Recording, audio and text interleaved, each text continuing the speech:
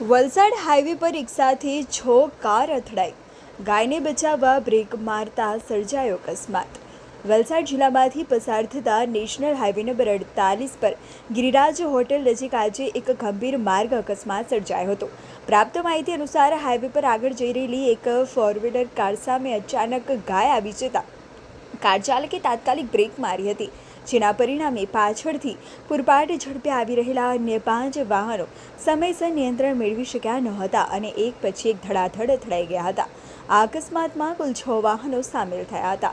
અથડામણ એટલી જોરદાર હતી કે અનેક વાહનોના આગળના ભાગને ભારે નુકસાન પહોંચ્યું હતું અને ગાડીઓના પતરા વળી ગયા હતા. અકસ્માતના દ્રશ્યો જોઈને ઘટના સ્થળે આજે લોકોમાં ભારે ચકચાર મચી ગઈ હતી.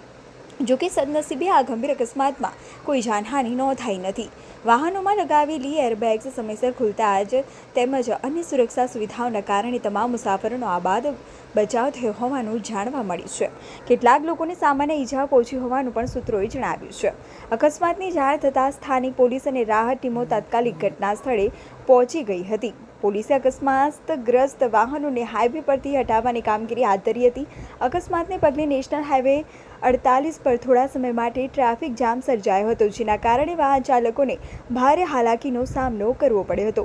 પોલીસ દ્વારા અકસ્માત અંગે વધુ તપાસ હાથ ધરવામાં આવી છે. પ્રાથમિક તપાસમાં અકસ્માતનું મુખ્ય કારણ અચાનક રસ્તા પર ગાય આવી જવાથી આગળના વાહન દ્વારા મારવામાં આવેલી ઇમરજન્સી બ્રેક હોવાનું સામે આવ્યું છે.